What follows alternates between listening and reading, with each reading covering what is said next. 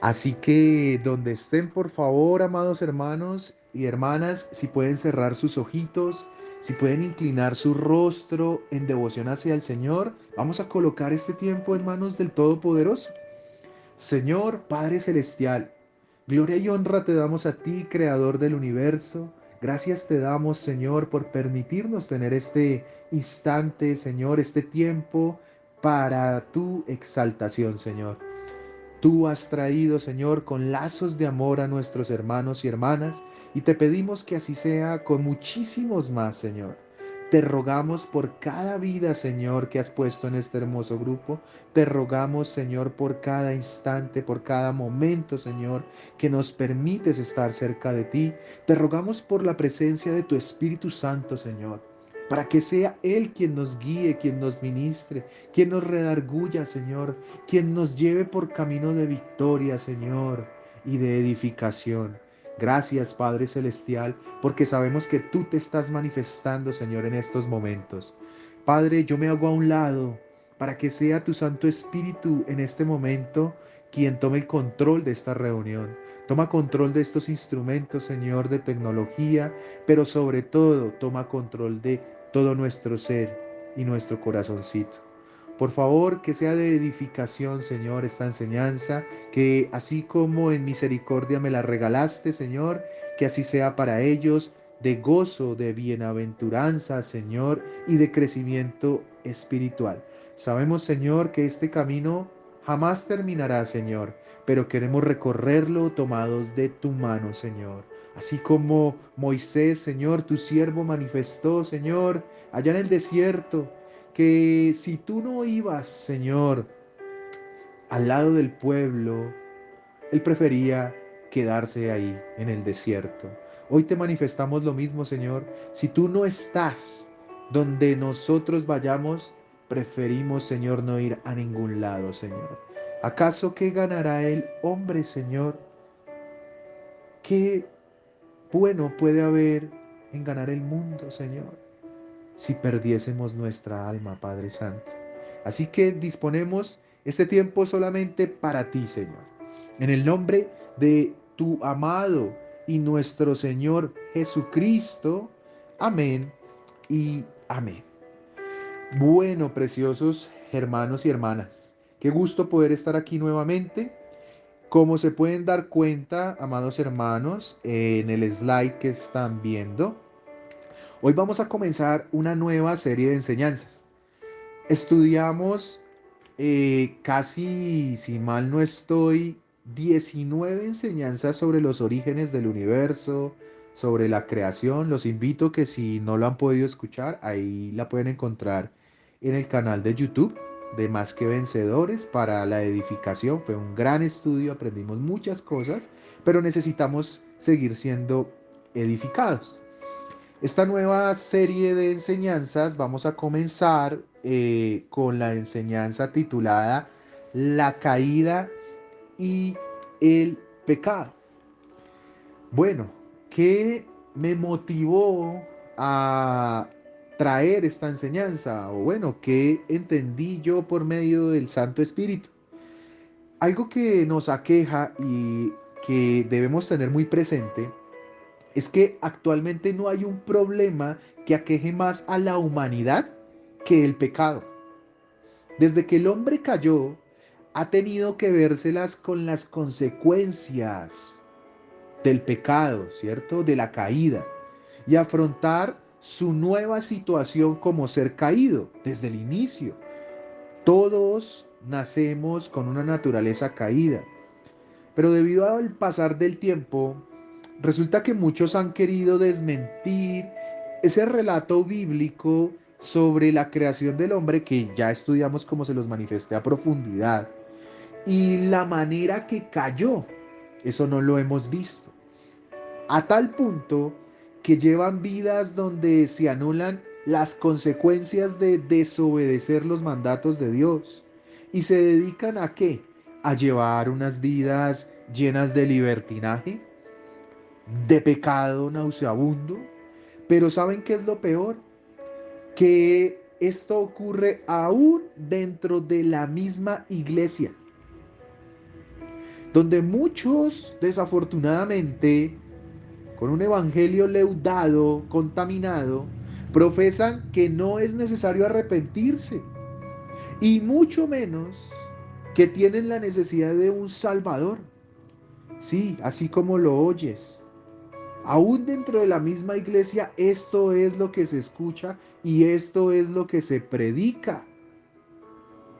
Por tal motivo, lo que se plantea hoy con este estudio corto, vamos a ver si lo alcanzamos a terminar, hasta donde nos da el tiempo, es hacer un análisis de esos sucesos históricos relatados en el libro de Génesis en el capítulo 3 sobre la caída y el pecado, pero eso tiene una finalidad y es concientizar a cada uno de ustedes, así como el Señor lo hizo conmigo, de reconocer que hay una naturaleza caída en el hombre que adquiere en el momento de nacer, de ser concebido y que lleva consigo durante toda su vida. Así tú te arrepientas y llegues a los pies de Cristo, tú hasta el último día de tu vida vas a tener una naturaleza caída, algo que te lleva a pecar. Por eso era que Pablo decía que quién lo iba a poder ayudar, que quién lo salvaría, porque él no podía salir de ese cuerpo de muerte. Él se refería a esto, a la naturaleza caída. Y con este estudio, entonces vamos a poder examinar, no todas, claro, las principales consecuencias de esa naturaleza y cómo el pecado conllevó a la caída y evidenciar la necesidad que todos tenemos de qué? De un redentor, de un salvador llamado Jesucristo. Este estudio se va a dividir en 3 puntos y dentro de los 3 puntos hay diferentes subpuntos. Pero vamos a ir en orden y se los voy a ir desglosando con la ayuda de Dios para entender mejor este tema. Lo que les acabo de dar es una pequeña introducción. Ahora vamos a ver cómo se desarrolla. Lo primero que debemos entender para poder comprender todo el tema de la caída y el pecado es que el hombre tenía o fue creado de una manera originalmente, cosa tal que hoy no tiene. O bueno, no en todas sus características, pero sí perdió varias bendiciones que tenía desde su origen. La palabra de Dios manifiesta, como ya lo vimos, que en el día sexto, ¿cierto? Si bien se acuerdan los que estuvieron hasta la semana pasada escuchando las enseñanzas sobre el origen, sobre la creación, que el hombre fue creado en qué día? El día sexto, ¿cierto? En la segunda parte. Después de eso, el Señor, ¿cierto? Crea al hombre, le da forma al universo, lo termina. Dios crea al hombre, pero es tan importante este momento para Dios que a diferencia de los otros días, como yo se los explicaba anteriormente, Él establece una relación directa en ese momento entre Él, entre Dios y ese nuevo ser creado.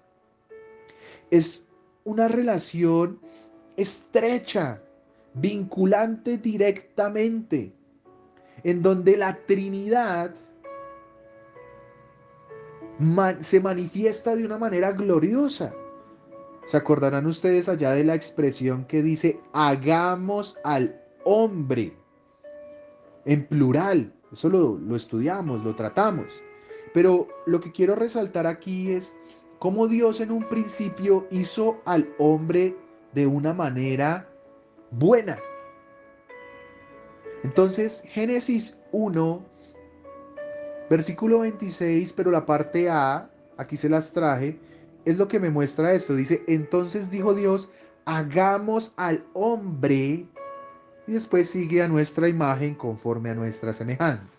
Pero lo que me quiero fijar en este momento es, hagamos al hombre a nuestra imagen. Entonces, lo que muestra esto es un amor incomparable por Dios, por crear y formar a lo que muy pronto sería la corona de la creación. Ese ser en el cual Dios pondría todo su especial cuidado. Así que, hermano, amado hermana y hermano, si el enemigo en este momento en tu mente te ha colocado de que tú no vales nada, de que no le importas, de que no significas nada para él, hoy, en este momento, es importante que comprendas y te quites ese velo porque no es así. El Señor te conoce a ti y a mí desde antes de la fundación del mundo, dice la palabra. Así que Él se esmeró por esperar este momento en el que tú ibas a estar aquí, en el que tú ibas a nacer del vientre de tu madre. Él sabía que en un momento específico tú lo ibas a buscar, ibas a llegar a sus santísimos pies, lugar no más alto que pudiese el hombre anhelar, dice una canción, ¿cierto? Es uno de los momentos más esperados por el Señor. Así que no te dejes engañar por el enemigo pensando que tú no sirves para nada, que Él no te ama, que Él se olvidó de ti, porque eso no es cierto. Es importante que lo entendamos. ¿Por qué? Lo estamos viendo. La Trinidad manifiesta aquí, hagamos al hombre. Pero, ¿cómo, cómo lo hizo? Bueno, nosotros vimos inicialmente en el estudio de la creación del hombre, ¿cierto? Que el hombre fue un ser viviente. Inicialmente se puede evidenciar que Dios formó al hombre, ustedes recordarán por allá Génesis 2:7, ¿cierto? Donde dice la palabra que lo tomó del polvo de la tierra. Exactamente el versículo dice, entonces Jehová Dios formó al hombre del polvo de la tierra, pero esto es hermoso, y sopló, ese soplo es la presencia del Espíritu Santo, en su nariz aliento de vida. Tú estás vivo y mientras haya vida hay esperanza. Y fue el hombre un ser viviente. Veíamos que en hebreo es Nepek Chai y manifiesta todo lo que concierne a las características de un ser vivo. Claramente no lo voy a volver a repetir acá. Eso está en el estudio pasado. Los invito nuevamente a que lo escuchen. Pero el Señor nos creó de una manera diferente a la que creó a las plantas, a la que creó a los animales, ya sean terrestres, acuáticos o aéreos. ¿Mm? Pero el Señor toma del polvo de la tierra para formar a quién? Al hombre, ¿cierto? Y tomó de esos mismos componentes con los que había creado a la tierra misma. Por eso, cuando hacen un análisis bioquímico del hombre, podrían llegar a saber, es más, ya saben cuáles son los componentes químicos con los cuales está formado el hombre. Y que esos componentes químicos los encuentran en la tierra, ¿cierto? Pero no encuentran el componente espiritual, no encuentran y no se puede multiplicar ni clonar el aliento de vida del Espíritu Santo. Eso es lo que no entienden los científicos, pero lo que por gloria y honra y gracia del Señor Jesucristo tú y yo estamos entendiendo ahorita. Entonces, ¿qué pasó? Que el Espíritu Santo, la Trinidad, le da forma al hombre tal y como hoy somos, de una forma madura. El hombre no nació siendo un infante, o sea, un niño, no, sino ya tenía una edad madura en su forma. Llevaba unos pocos instantes de vida, pero Dios lo hizo maduro, crecido, crecido en apariencia, pero nuevo y único en su especie. No había otro como él y tampoco había otro en ser como él. El hombre, el ser humano es totalmente diferente. Sus características no son las mismas que las que otro animal. Con lo anterior podemos ver que el hombre no es el resultado de un proceso que evolutivo, que pasaron miles o millones de años según el postulado científico y que de unos pequeños microorganismos evolucionaron de la nada y nos volvimos lo que hoy en día somos. No, eso no me dice la escritura. Y en la creación y en los orígenes vimos a profundidad, con todo argumento científico, de que no es posible. El mayor de ellos, la genética. La genética niega la evolución. Importante, amados hermanos. Entonces, ¿cierto? Dios lo que hace es que en su completa sabiduría tomó del polvo de la tierra y le dio aliento de vida y lo hizo un ser viviente. En otras palabras, fue hecho el primer hombre, Adán, alma viviente. Eso lo dice la escritura allá en Primera de Corintios, capítulo 15, versículo 45. Así también está escrito, fue hecho el primer hombre, Adán, alma viviente. Ese es el aliento de vida, el hálito de vida. El postrer Adán, esto hace referencia al Señor Jesucristo, es espíritu vivificante. Aquí vemos una diferencia entre el primer Adán, ¿cierto? El que pecó, y el postrer Adán. El primer Adán nos heredó muerte, eso ya lo vamos a ver más adelante, si el tiempo no lo permite. Y el postrero, que es el Señor Jesucristo, no nos da muerte, todo lo contrario. ¿Qué es lo que hace? Nos da vida. Eso es lo que significa a grandes rasgos este versículo. Entonces, también nos muestra, ¿cierto? Dos grandes características el pasaje de Génesis, muy importante al ser el hombre un ser ¿qué? Un ser viviente. Nosotros estudiamos más, pero yo solamente voy a hablarles para este estudio de dos. La primera es que el hombre fue creado a imagen y semejanza. Las palabras imagen y semejanza lo habíamos visto que vienen del hebreo Selem y Dedmut, ¿sí? Imagen y semejanza. Y según un teólogo llamado Hawks, significa, amados hermanos, ¿qué es lo que quiere decir estas palabras? Una imagen que se asemeja. Lo que él explica en su libro que se llama Teología Sistemática es que la imagen y la semejanza hace referencia a la naturaleza intelectual y moral del hombre y que por ello es capaz de tener una comunión con su creador. Es así como Dios hizo completamente diferentes al ser humano que a cualquier otro ser vivo creado. No somos iguales a las plantas, como se los decía, ni a los animales.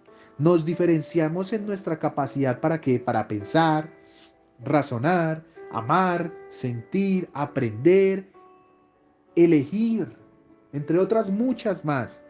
Pero sobre todo para entender lo que está mal y lo que está bien, comprendiendo que Dios creó al hombre que bueno, en un estado de inocencia. No conocía qué, no conocía el pecado cuando fue creado. No había pecado en él, no conocía maldad. Esa es la primera característica que nos basamos en cómo creó Dios inicialmente, ¿cierto? Cómo era originalmente el hombre y más adelante vamos a ver cómo pasó de ese estado de inocencia a un estado que teológicamente se llama estado caído. Pero la segunda característica es que el hombre fue creado ¿para qué? Para gobernar la tierra. Al tener la imagen de Dios, el hombre gozaba de total respaldo divino de parte de Dios. Miren, es tan así que Dios le delegó el señorear y sojuzgar a la tierra. En otras palabras, el hombre era el que, el representante de Dios en la tierra. Por eso podía gobernar sobre los peces del mar, en las aves de los cielos, los animales y etcétera. Eso nos lo dice primero de Génesis, capítulo 1 de Génesis, versículo 26. Voy a enfocarme en la parte C. Dice, o sea, en la tercera parte del versículo. Y señoré en los peces del mar, en las aves del cielo, en las bestias, en toda la tierra y en todo animal que se arrastra sobre la tierra. Pero adicional a esto, Dios no limitó al hombre con solo el gobierno de animales, sino que le entregó lo creado, como por ejemplo en el tercer día. ¿Qué se creó en el tercer día? La vegetación, las plantas, y que así se pudiese alimentar de ella. Génesis 1 del 29 al 30 me lo dice. Y dijo Dios, he aquí que os he dado toda planta que da semilla, que está sobre la tierra, y todo árbol en que hay fruto y que da semilla. Os serán para qué? Para comer. Y a toda bestia de la tierra, y a todas las aves de los cielos, y a todo lo que se arrastra sobre la tierra, en que hay vida, toda planta verde le será para qué? Para comer. Y fue así. En el estudio de los orígenes veíamos que el hombre fue creado ¿qué? Vegetariano o vegano. Vemos que se le dio ¿qué? Todo lo que se creó en el tercer día para que de ahí se alimentase. Pero de igual manera también la escritura dice que Dios le dio al hombre un huerto, ¿cierto? Pero ese huerto ahí fue donde lo puso, donde lo colocó, para que lo labrara, o sea, lo trabajara y lo guardase, o sea, lo cuidara. Eso me lo dice Génesis 2:15. Tomó pues Jehová Dios al hombre y lo puso en el huerto de Edén para que lo labrara y lo guardase. Lo cual nos muestra que el hombre tenía la obligación de que de trabajar. Ojo, porque a los que dicen que el trabajo es una maldición, por ahí una canción mundana que dice eso, es mentira. Eso no es cierto. Dios no hizo el trabajo como castigo. Aquí en Génesis 2:15, el hombre no había caído, el hombre no había pecado. Mucho cuidado con ciertas palabras que decimos, de pronto más por desconocimiento de la palabra de Dios que porque sea verdad.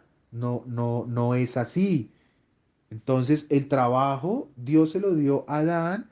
¿Para qué? Para glorificar a Dios, para que viera todas las maravillas y la mente del Señor hasta dónde llega, un nivel que el hombre jamás va a poder tener. Se lo dio para trabajar y para que lo cuidara, pues Dios lo había puesto en qué? En sus manos. Bueno, eso es, amados hermanos, inicialmente lo que podemos entender sobre qué es o cómo fue el hombre como ser viviente. Vamos a ver como parte B o segundo punto algo muy importante, y es que en ese inicio, antes de la caída, el hombre o al hombre se le dio una ayuda idónea. ¿Listo? En un principio, el hombre se encontraba como solo, ¿cierto?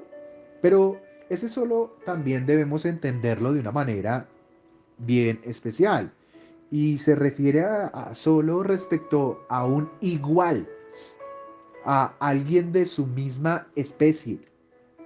Claramente contaba con toda la creación porque toda la creación fue puesta para él. Tenía la presencia y la compañía de Dios. Podríamos decir, ¿qué necesidad tenía de algo más, cierto? Tenía todo, incluido el Señor, que es más grande que el todo. A Dios no lo podemos meter en un todo, es imposible colocarlo en una cajita, en una bolsa. No, no se puede. Pero el hombre contaba con la presencia de Dios y su compañía, caminaba con él. Pero dice el relato bíblico que no se halló ayuda idónea para él. Entonces debemos preguntarnos, ¿por qué necesitaba o para qué necesitaba el hombre una ayuda idónea? Pues resulta que en un acto de gracia, porque así es, un acto de gracia y de misericordia, Dios le da su complemento al hombre. Ojo, no le dio a alguien ni menor, ni le dio a alguien mayor en importancia. Le dio un igual, una igual, que le ayudaría a cumplir uno de los mandatos más importantes. Ojo, no el único, pero pues para lo que estamos tratando es en el que me voy a enfocar. No es el único, lo aclaro. Y es el de multiplicarse. Ese fue un mandato que Dios le dio, poblar la tierra y fructificarla. Ya en Génesis 1, 27 y 28 lo vemos. Y creó Dios al hombre a su imagen. A imagen de Dios lo creó. ¿Cómo lo creó? Varón y hembra los creó. Y los bendijo. Y les dijo, mire, los bendijo. ¿Cómo? Fructificad y multiplicaos, llenad la tierra. ¿Ven el mandato? Y aparte le dijo que sojuzgadla y señorean los peces del mar, las aves de los cielos, en todas las bestias que se mueven sobre la tierra. Pero aquí lo importante es que el hombre debía ¿qué? Fructificar multiplicándose, llenando la tierra, sojuzgándola, y que eso es una ¿qué? Una bendición. Pero hay algo muy importante y siempre es muy agradable y no sé ni cómo expresarlo, eh, la grandeza que le muestra a uno Dios cuando permite que estudiemos su palabra. Algo muy curioso es la palabra que quería decir. Es que a diferencia del hombre, la mujer no fue hecha directamente del polvo. Adán sí. ¿Se habían preguntado eso? ¿Por qué? ¿Por qué la mujer, por qué Dios no tomó igual que al hombre, cogió el polvito, lo formó, bueno, como Él lo haya hecho en su sabiduría y nos dio a la mujer? Pero no fue así. Fue tomada de una de sus costillas para que el hombre entendiera, y esto es muy importante a los varones que por la misericordia de Dios me están escuchando, que el hombre debía entender el especial cuidado que debía tener de la que ahora sería su esposa. No iba a ser su amiga, su amiguita. No iba a ser una compañera, una rejunte. Su esposa, su igual, su idónea. Y amados hermanos, que tenía que ser el responsable de ella. Aunque en todos los aspectos respecto a la imagen y semejanza de Dios, ella también los poseía. Por eso les dije, la mujer no es ni menor ni superior al hombre. Hay un orden dado por Dios de autoridad, sí. En otro momento lo estudiaremos, este no es el caso. El hombre es el sacerdote, la mujer se somete al sacerdote, pero eso tiene una explicación. No es machismo ni feminismo. Pero aquí estamos viendo la igualdad entre el hombre y la mujer. Eso es lo que me dice ese versículo 27. Varón y hembra los creó. ¿Cómo? A imagen y semejanza los creó. ¿Sí? Entonces, lo que se puede inferir con este pasaje es el orden de Dios y el uso correcto de la ayuda idónea entregada al hombre. Y es que Dios no hizo dos hombres o dos mujeres para multiplicarse. No, eso es abominación ante el Señor. Ni para que se unieran en matrimonio. No, tampoco. Hizo un hombre y una mujer. Y esa unión de el hombre y de la mujer en la manera correcta, en sagrado matrimonio, honra y glorifica a Dios. Entonces mira que es que la unión entre un hombre y una mujer y lo que hizo Dios y entre lo que entregó a Adán no fue cualquier cosa. La mujer, miren, el hombre en su contexto general de humanidad, hombre-humanidad, fue la corona de la creación. Pero lo último que creó Dios fue la mujer. O sea que la corona de el hombre, humanamente hablando, mucho cuidado con eso, es la mujer. Es, ¿cómo explicarlo, Señor? La mujer es ese diamante que no se encuentra en ningún otro lado. La mujer es la pintura más hermosa que tú puedas llegar a apreciar y que sabes que jamás se va a volver a repetir. La mujer es el amor de Dios por el hombre. La mujer es lo más hermoso que Dios nos entregó. Así que nosotros como varones, como sacerdotes, debemos respetarla, amarla, cuidarla, protegerla. Algunos dirán, pero es que es muy cansona. ¿Y qué? ¿Será que nosotros no? Es lo más hermoso. No me quiero salir del contexto de esta enseñanza, pero sí recalcar la importancia de eso tan precioso y hermoso que es la mujer. Entonces, como les decía, la unión en matrimonio glorifica a Dios, ¿cierto? Haciendo el uso correcto tanto del hombre como de la mujer. Esta es una de las razones por las cuales el apóstol Pablo exhorta a la iglesia en Éfeso, cuando leemos el libro de los Efesios, para amar a la mujer como a nuestros cuerpos. Él hace una analogía, mostrando que asimismo se ama el hombre. Leámoslo un momento para poder entender un poco. Efesios 5, del 28 al 29 me dice, así también los maridos, ojo, deben amar a sus mujeres como a sus mismos cuerpos. Esto tiene mucha profundidad, mucha, mucha.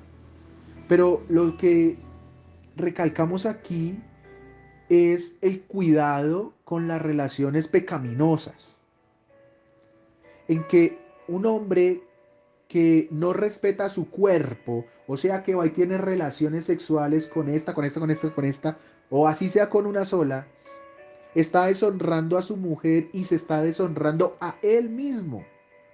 Adicional que si dice que es cristiano, pues está dejando por el piso el nombre del Señor. Pero eso no es lo que quiere transmitir aquí Pablo. Pablo nos está diciendo que así como tú te amas a ti mismo, tú amas a tu mujer. El que ama a su mujer, fíjense, dice, a sí mismo se ama, porque nadie aborreció jamás a su propia carne, sino que la sustenta y la cuida, como también Cristo a la iglesia. Y es que es así. El hombre cuida y sustenta a su mujer. Pero esta analogía es aún mayor entre el hombre y la mujer cuando lo vemos desde donde Pablo lo quiere mostrar, y es el amor que Cristo tiene por su iglesia.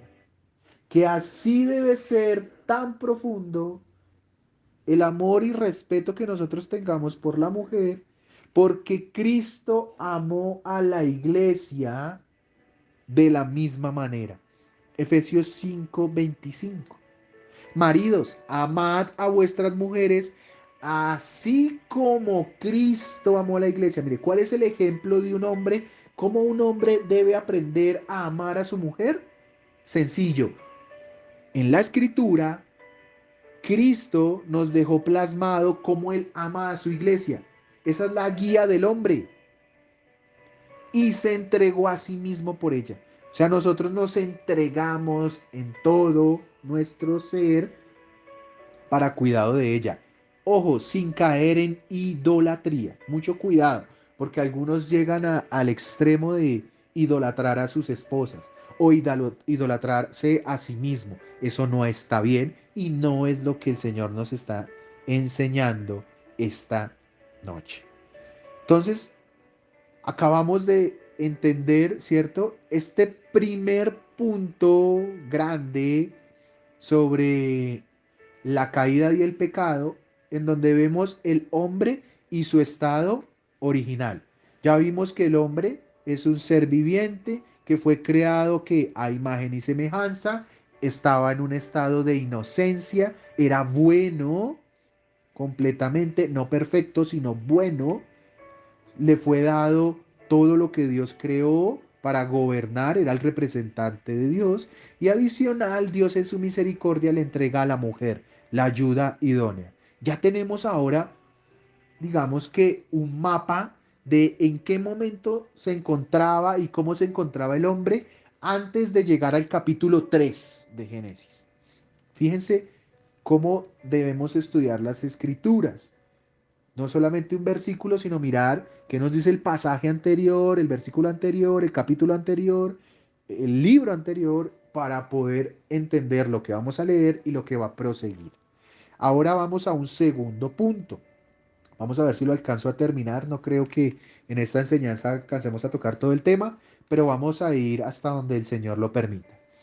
Viene ya aquí el centro de la enseñanza. Y como segundo punto tenemos la prueba y el hombre.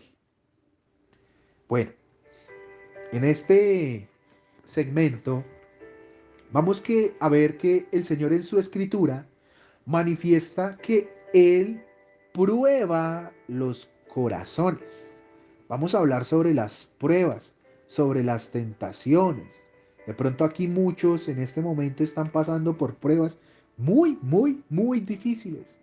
Circunstancias, no sé, médicas, de sanidad, espiritual, aflicciones en el corazón, en su físico, económicas, problemas sentimentales con su pareja o con sus familiares.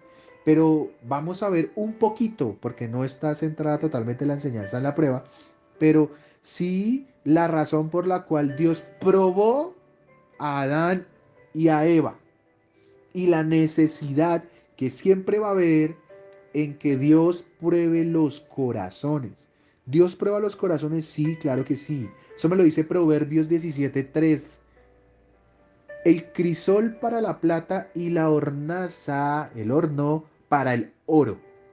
Pero Jehová prueba los corazones. No dice prueba los bolsillos. ¿Qué es lo que manifiesta esa basura de evangelio de la prosperidad? ¿Cierto? Si tú le das más a Dios, dale más a Dios, Él te va a bendecir más. Prueba a Dios, prueba a Dios. ¿Cuánta maldición viene en esas frases? No, nosotros no probamos al Señor.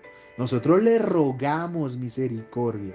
Nos arrodillamos ante Él, pidiéndole que nos ayude bajo su voluntad, si Él quiere, si en su sabiduría sabe que Él tiene.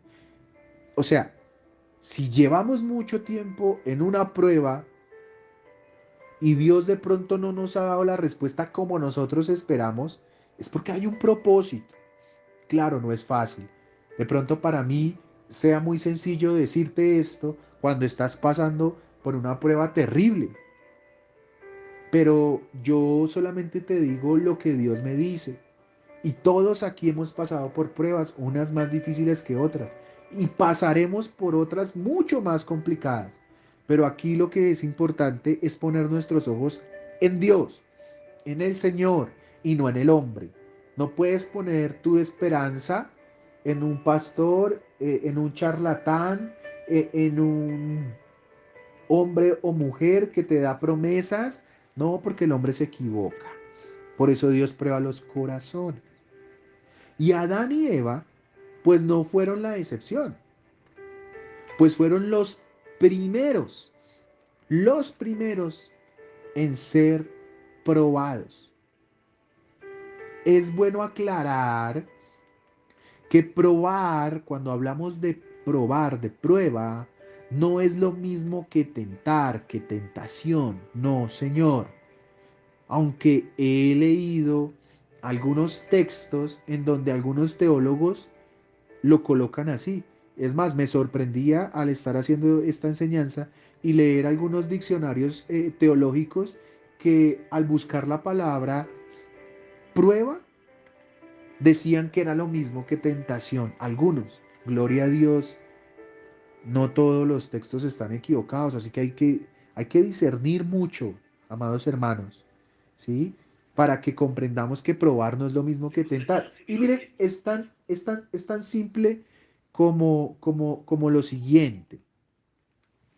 Y es que la escritura me manifiesta, amados hermanos, que Dios a nadie tienta. Entonces, si la prueba y la tentación es igual, pues la escritura estaría en un error porque Dios no podía tampoco probar. Pero Santiago me dice que Dios no tienta a nadie. Por eso, tentación o tentar no es lo mismo que probar. Son dos cosas diferentes. Santiago 1:13 que me dice, cuando alguno es tentado, ojo, no diga que es tentado de parte de Dios. Muy claro el versículo, porque Dios no puede ser tentado por el mal, ni Él tienta a nadie. Por eso esas personas que manifiestan, dicen, primero que la prueba es igual a la tentación, está mal. Y segundo, dicen, prueben a Dios. O sea, tú que eres un pecador, ¿vas a probar a Dios? ¿Tú crees que eso tiene razón o lógica de ser? Claramente la escritura me dice que no. Entonces debemos tener mucho cuidado, amados hermanos, con lo que declaramos respecto a lo que queremos de Dios. Nosotros no le podemos torcer el brazo. Vuelvo y digo, hay unas pruebas muy difíciles, pero a Dios nadie le tuerce el brazo. Y Él tiene una razón por la cual nos coloca cada prueba. Entonces, con lo que vemos en Proverbios 17:3 de que Dios prueba los corazones, pero con Santiago 1:13 de que Dios no tienta, vemos que hay una diferencia, ¿cierto? Por el cual el Dios sí prueba, entendido en que es la manera en que ¿qué? En que purifica los corazones. De igual manera como hace con el oro pasándolo con el fuego. Eso es importante. ¿Cómo se purifica el oro? Con el fuego, ¿cierto? Hay que colocarle una temperatura muy alta. Esa temperatura es la temperatura de la prueba. El fuego es la prueba. Y la temperatura es la dureza de la prueba. O sea, hay un fuego que quema más que otro. Zacarías 13:9. Y meteré, dice el Señor, en el fuego a la tercera parte y los fundiré como se funde la plata y los probaré como se prueba el oro. ¿Sí? ¿Sí lo vemos? Y los probaré como se prueba el oro. Él invocará mi nombre y yo le oiré. Está hablando del pueblo. Y diré, pueblo mío, y él dirá, Jehová es mi Dios. Miren, este versículo a primera instancia puede parecer muy enredado, pero no es así. Está hablando, amados hermanos, que la prueba, entre más difícil, más glorifica a Dios. Que entre más difícil sean las circunstancias, al final nos vamos a dar cuenta de una mayor grandeza del Señor. Lo podríamos ver así, aunque no es en un contexto general, pero entre más fuerte sea la prueba, más fuerte nos va a sacar el Señor. Hay unos que no pasan la prueba. Hay unos que no son oro, sino que son cerámica y se derriten. Hay unos que no son instrumentos y con la prueba quedan destruidos. Pero el Señor no quiere eso. El Señor quiere que tú y yo hoy seamos oro, ¿Que vamos a pasar por la prueba? Sí, amado hermano y hermana. Sí, el Señor nos va a llevar a prueba, así como Adán y Eva fueron puestos a prueba y no pasaron la prueba. Pero hoy el Señor quiere que tú y yo sí la pasemos. ¿Cuánto tiempo va a durar? Yo no lo sé. Yo estoy pasando por pruebas ahorita, pero solo me acojo del Señor y le doy gloria y honra. Y le pido que me ayude, que me dé fortaleza, que me dé tranquilidad, discernimiento, fe, mansedumbre y humildad para afrontarla. Y eso es mi mismo deseo para ti, que sé que estás pasando prueba. Estoy seguro. Y si no la estás pasando, gloria a Dios, pero la vas a pasar, la vas a pasar. Y no por eso vamos a decir que Dios es malo, que Dios no nos ama. No, sino todo lo contrario. ¿Qué vamos a decir? Vamos a invocar su nombre, como lo dice el final del versículo. Y Él nos oirá y nos dirá, pueblo mío, iglesia mía. Y Él dirá, Jehová es mi Dios. ¿Él quién es? Nosotros. Nosotros glorificaremos al Señor diciendo, Jehová es mi Dios. Gloria al Señor. Entonces, todo esto lo hace Dios con los hombres. ¿Para qué? Para evidenciar la verdadera naturaleza del corazón y para poder purificarlo. Nuestro corazón no es puro, es malvado más que todas las cosas, es corrupto por esa naturaleza pecaminosa, aunque Adán y Eva no lo tenían. Ellos no tenían la naturaleza pecaminosa, fue después cuando pecaron. Pero como nosotros sí la tenemos, porque somos herederos de Él, pues debemos ser purificados. Por eso veremos, ya no hoy, sino en la próxima enseñanza, dos aspectos que se derivan y muy importantes de aquí, de la prueba y del hombre, en la comprensión de cómo fue esa prueba de Dios para con Adán y con Eva. Vamos a ver algo muy importante, de pronto ustedes ya lo han escuchado, que se llama el pacto de obras. Vamos a ver qué es eso, qué tiene que ver con Adán y Eva, y cómo, como segundo, la tentación fue el medio el cual Dios permitió para que Adán y Eva fueran probados. Señor Dios Todopoderoso, gloria y honra te damos. Gracias Señor por este tiempo, gracias Señor por tu enseñanza, porque tú eres bueno y santo Señor. Y nos enseñas a ver, Padre Celestial, que necesitamos de ti en absolutamente todo. Perdona nuestros pecados, por favor, y ayúdanos, Papito Dios, te lo suplico, a tener fuerza, fortaleza, Señor, entereza, mansedumbre, bondad, benignidad, Papito Dios, templanza, dominio propio, Señor, y amor por las pruebas. Gloria y honra sean a ti, en el nombre del Dios Todopoderoso, de Cristo Jesús. Amén y amén.